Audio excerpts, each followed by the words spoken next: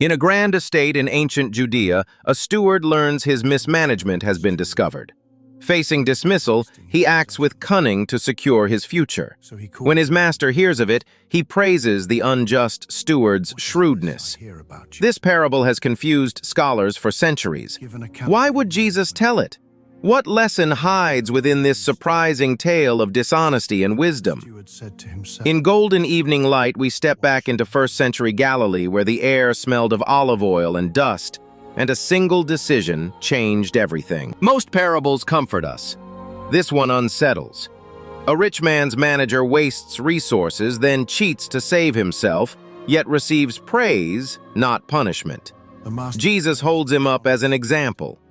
For 2,000 years, theologians have wrestled with the implications, never fully agreeing.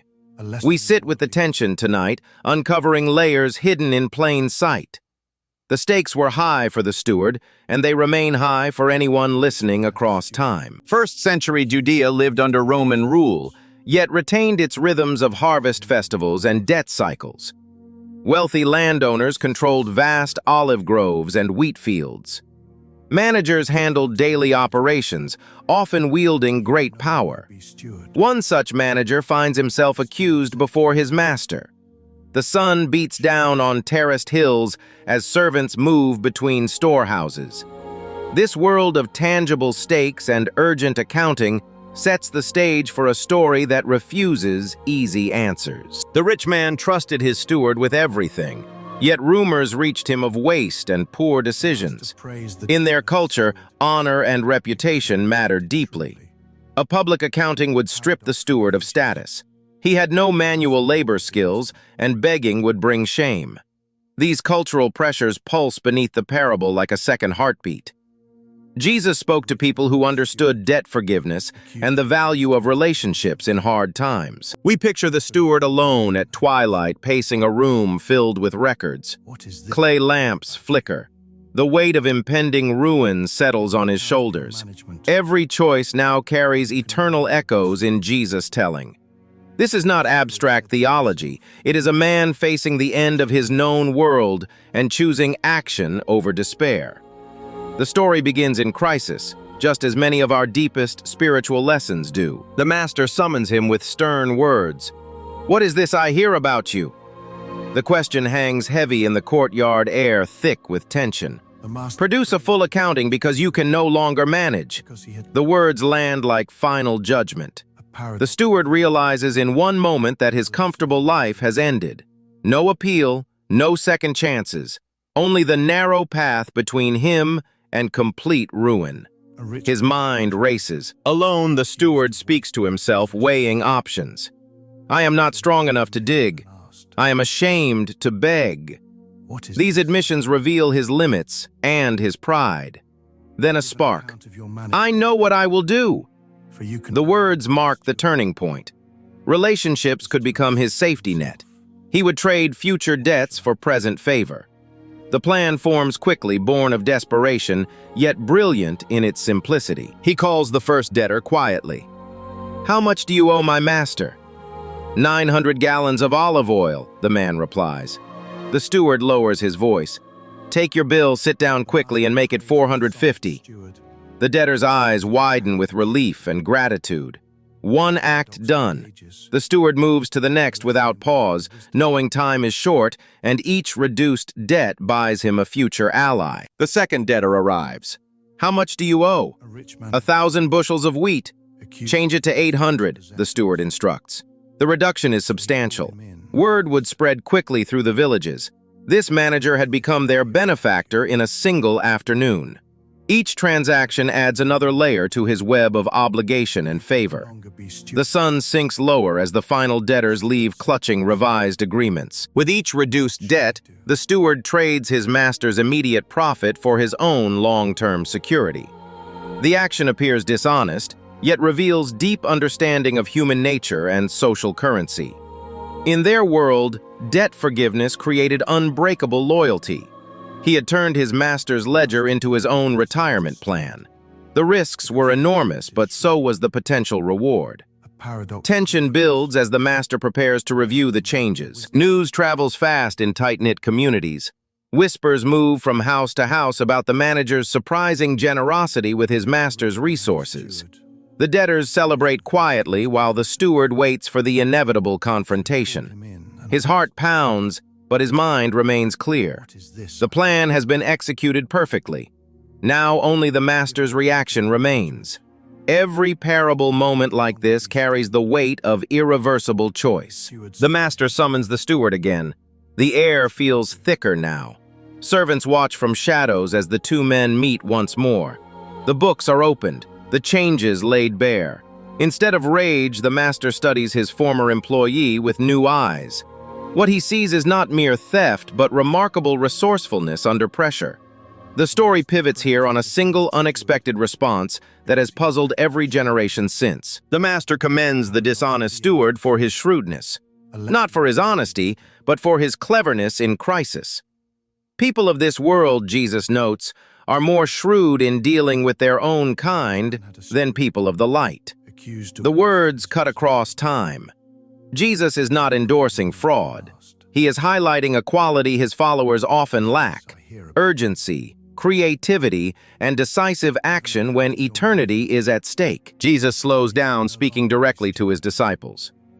Use worldly wealth to gain friends for yourselves, so that when it is gone, you will be welcomed into eternal dwellings. The climax lands not on the manager's deceit, but on his foresight. The parable turns from ancient story to personal challenge. How do we leverage what is temporary for what is permanent? The question hangs in the warm evening air of that hillside teaching. Whoever can be trusted with very little can also be trusted with much. The principle echoes through the teaching. Faithfulness in small matters reveals character that matters eternally. The unjust steward showed shrewdness in small resources. Jesus asks if we will show faithfulness in ours. The contrast is deliberate. The pace of narration slows, allowing the weight of these words to settle deeply into the listener's hearts. No one can serve two masters.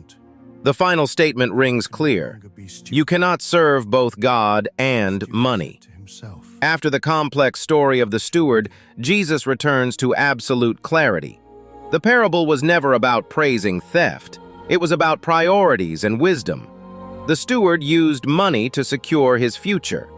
Jesus invites us to use it to secure something far greater. The tension finally breaks into understanding. Scholars debate context, whether Jesus endorsed the reduction or simply used the story's shock value. Yet the core remains. Be wise with resources. Build relationships that outlast wealth. Prepare for eternity with the tools of today.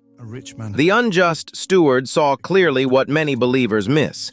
When ordinary possessions are invested toward heavenly purpose, they yield extraordinary returns. This is the hidden heart of the parable. The parable closes, leaving us in reflection rather than resolution.